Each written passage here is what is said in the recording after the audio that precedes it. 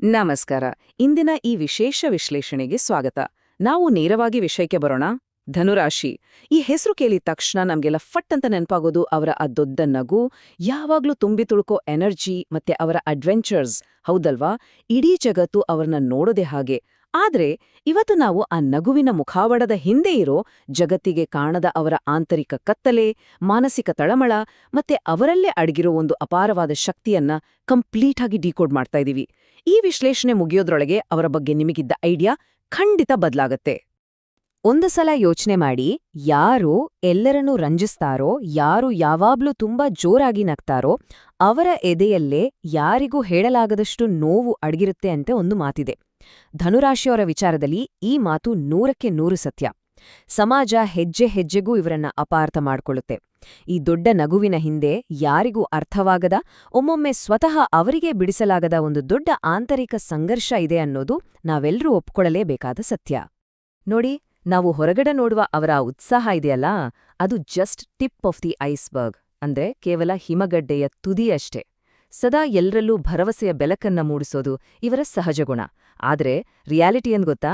ಅವರ ಮನಸ್ಸು ಒಂದು ಕಡೆ ಯಾವಾಗ್ಲೂ ಹೊಸತನವನ್ನ ಹುಡುಕಿದ್ರೆ, ಇನ್ನೊಂದು ಕಡೆ ವಿಪರೀತವಾಗಿ ಯೋಚನೆ ಮಾಡೋ ಓವರ್ ಥಿಂಕಿಂಗ್ ಅಭ್ಯಾಸ ಮತ್ತೆ ಆಳವಾದ ಮಾನಸಿಕ ಸಂಘರ್ಷದಲ್ಲಿ ಸಿಕ್ಕಾಕೊಂಡು ಒದ್ದಾಡ್ತಾ ಇರುತ್ತೆ.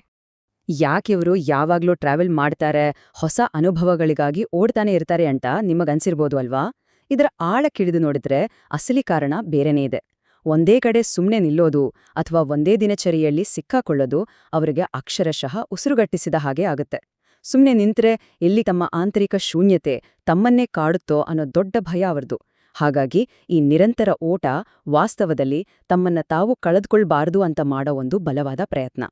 ನೀವು ಇನ್ನೊಂದು ವಿಷಯವನ್ನ ಗಮನಿಸಿರ್ಬೋದು. ಎಷ್ಟೇ ಸೀರಿಯಸ್ ಅಥವಾ ಸಂಕಷ್ಟದ ಸಮಯ ಇದ್ರೂ ಇವರು ಸಡನ್ ಆಗಿ ಒಂದು ಜೋಕ್ ಮಾಡಿ ವಾತಾವರಣವನ್ನ ಲೈಟ್ ಮಾಡಿಬಿಡ್ತಾರೆ. ಆದ್ರೆ ಇದು ಅವರು ಕಷ್ಟಗಳನ್ನ ಹಗುರವಾಗಿ ತಗೊಳ್ತಿದ್ದಾರೆ ಅನ್ನೋದಕ್ಕಲ್ಲ, ಬದಲಾಗಿ ಈ ಫೇಮಸ್ ಹಾಸ್ಯ ಪ್ರಜ್ಞೆ ಅವರ ಅತಿ ಬಲವಾದ ರಕ್ಷಣಾ ಕವಚ, ಅಂದ್ರೆ ಡಿಫೆನ್ಸ್ ಮೆಕ್ಯಾನಿಸಂ. ತಮ್ಮ ಆಂತರಿಕ ನೋವುಗಳನ್ನ, ಸೂಕ್ಷ್ಮತೆಯನ್ನ ಜಗತ್ತಿಗೆ ಗೊತ್ತಾಗದಾಗೆ ಮುಚ್ಚಿಡ್ಲು ಅವರು ನಿರ್ಮಿಸ್ಕೊಂಡಿರೋ ಒಂದು ಭದ್ರವಾದ ಶೀಲ್ಡ್ ಇದು. ಇದನ್ನ ಕೇಳಿದ್ರೆ ನಿಮ್ಗೆ ನಿಜಕ್ಕೂ ಆಶ್ಚರ್ಯ ಆಗ್ಬಹುದು. 99% ಅಷ್ಟು ಪ್ರಕಾಶಮಾನವಾದ ಹೊರನೋಟ ಇದ್ರೂ ಅವರೊಳಗೆ ಕೇವಲ 1% ಗುಪ್ತವಾದ ಕತ್ತಲೆ ಇರತ್ತೆ. ನೋಡಕ್ಕೆ ಈ 1% ಅನ್ನೋದು ಬಹಳ ಚಿಕ್ಕ ನಂಬರ್ ಅಂತ ಅನ್ಸ್ಬಹುದು. ಆದ್ರೆ ಧನುರಾಶಿಯವರ ಪಾಲಿಗೆ ಈ 1% ಕತ್ತಲೆಯೇ ಅವರ ಇಡೀ ಸೂಕ್ಷ್ಮವಾದ ಆಂತರಿಕ ಜಗತ್ತನ್ನ ಸಂಪೂರ್ಣವಾಗಿ ಕಂಟ್ರೋಲ್ ಮಾಡ್ತಾ ಇರುತ್ತೆ. ಯಾರಾದ್ರೂ ತಮ್ಮನ್ನ ಅಪಾರ್ಥ ಮಾಡಿಕೊಳ್ತಾರಾ ಅಥವಾ ರಿಜೆಕ್ಟ್ ಮಾಡ್ತಾರಾ ಅನ್ನೋ ಭಯ ಅವರಿಗೆ ಗೊತ್ತಿಲ್ಲದ ಹಾಗೆ ಅವರನ್ನ ಸದಾ ಕಾಡುತ್ತಿರುತ್ತೆ. ಇದನ್ನ ಮೌನರೋಧನ ಅಂತ ಕರೀತಾರೆ. ಇದು ಎಷ್ಟು ಸುಂದರವಾದ ಆದ್ರೆ ಅಷ್ಟೇ ಭಾರವಾದ ಪರಿಕಲ್ಪನೆ ಅಂದ್ರೆ, ಭಾವನೆಗಳು ಎದೆಯಲ್ಲಿ ಕಡಲಂತೆ ಉಕ್ಕಿ ಬರ್ತಾ ಇರುತ್ತೆ, ಆದ್ರೆ ಅದನ್ನ ಇನ್ನೊಬ್ಬರಿಗೆ ಎಕ್ಸ್ಪ್ರೆಸ್ ಮಾಡೋಕೆ ಪದಗಳೇ ಸಿಗೋದಿಲ್ಲ. ಸುತ್ತಲೂ 100 ಜನ ಸ್ನೇಹಿತರಿರ್ತಾರೆ, ಪಾರ್ಟಿ ಮಾಡ್ತಾ ಇರ್ತಾರೆ, ಆದರೂ ತನ್ನ ಈ ಭಾರವಾದ ಮನಸ್ಸನ್ನ ಅರ್ಥ ಮಾಡ್ಕೊಳ್ಳೋರು ಯಾರೂ ಇಲ್ವಲ್ಲ ಅನ್ನೋ ಆಳವಾದ ಒಂಟಿತನ ಅವರನ್ನ ಒಳಗೊಳಗೆ ಕೊರೆಯುತ್ತಿರುತ್ತೆ. ಇನ್ನು ಇವರ ಸಂಬಂಧಗಳ ವಿಚಾರಕ್ಕೆ ಬಂದರೆ, ಅಲ್ಲಿ ನಾವು ಗಮನಿಸಲೇಬೇಕಾದ ಒಂದು ಬಹುಮುಖ್ಯವಾದ ಅಂಶ ಇದೆ. ಅದೇ ಬಂಧನದ ಭಯ. ಮನೋವಿಜ್ಞಾನದಲ್ಲಿ ಇದನ್ನ ಫಿಯರ್ಫುಲ್ ಅವಾಯ್ಡೆಂಟ್ ಅಟ್ಯಾಚ್ಮೆಂಟ್ ಅಂತ ಕರೀತಾರೆ. ಅಂದ್ರೆ ಇವರಿಗೆ ಪ್ರೀತಿ ಬೇಕು, ಯಾರಾದ್ರೂ ಹತ್ರವಾಗ್ಬೇಕು ಅಂತ ವಿಪರೀತವಾದ ಆಸೆ ಇರುತ್ತೆ. ಆದ್ರೆ ಆ ಸಂಬಂಧ ಸ್ವಲ್ಪ ಗಟ್ಟಿಯಾಗ್ತಿದ್ದ ಹಾಗೆ ತಮ್ಮ ಸ್ವಾತಂತ್ರ್ಯವನ್ನ ಕಳ್ಕೊಳ್ತೀವಿ, ಈ ಸಂಬಂಧ ತಮ್ಮನ್ನ ಕಟ್ಟಿ ಹಾಕ್ಬಿಡುತ್ತೆ ಅನ್ನೋ ಭಯ ಶುರುವಾಗ್ಬಿಡುತ್ತೆ. ಎಲ್ಲವೂ ಪರ್ಫೆಕ್ಟ್ ಆಗಿದೆ ಅಂತ ಅನ್ಸುವಾಗ್ಲೇ ಅವ್ರಿದ್ದಕ್ಕಿದ್ದಂತೆ ಕಂಪ್ಲೀಟ್ ಸೈಲೆಂಟ್ ಆಗಿ ದೂರ ಸರಿಯೋದಕ್ಕೆ ಇದೇ ಮುಖ್ಯ ಕಾರಣ. ಇಲ್ಲಿ ಒಂದು ಇಂಟ್ರೆಸ್ಟಿಂಗ್ ಸೈಕಲ್ ನಡೆಯುತ್ತೆ.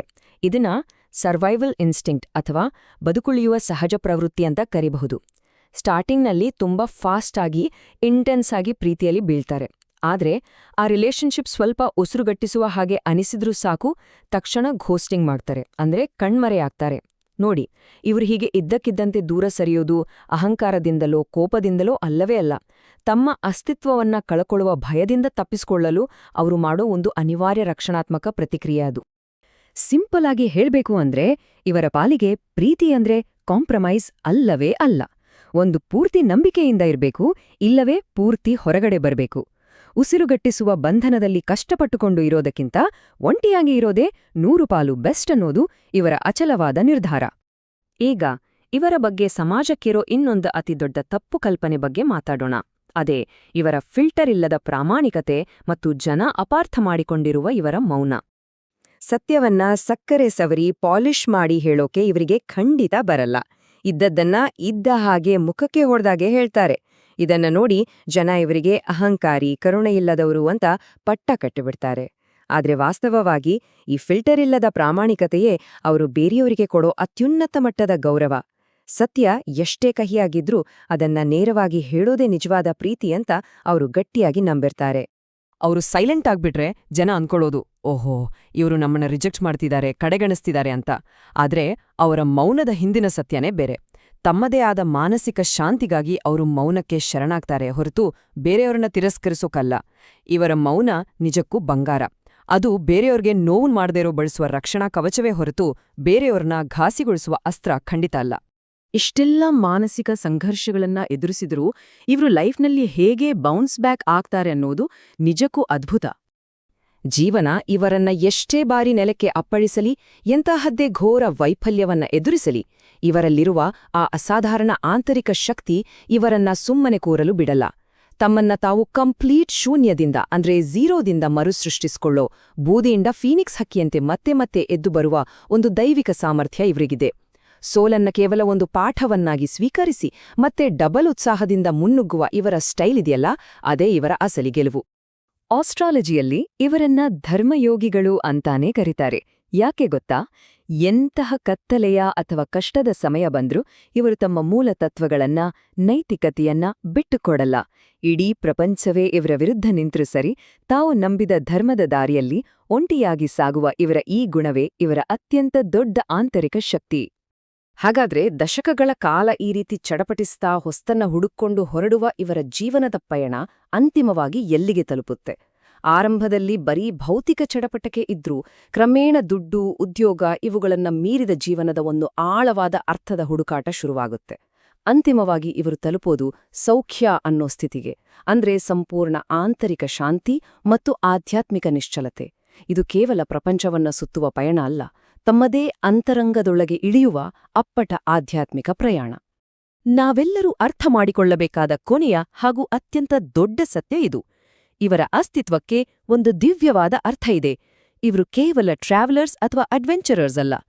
ತಮ್ಮ ಪ್ರಾಮಾಣಿಕತೆ ಹಾಗೂ ಸತ್ಯಾನ್ವೇಷಣೆಯಿಂದ ಈ ಜಗತ್ತನ್ನ ಇನ್ನಷ್ಟು ಉತ್ತಮವಾದ ಸ್ಥಳವನ್ನಾಗಿ ಮಾಡುವ, ಬ್ರಹ್ಮಾಂಡದ ಸತ್ಯವನ್ನ ಹೊತ್ತು ತರುವ ಬೆಳಕಿನ ಕಿರಣಗಳು ಇವರು.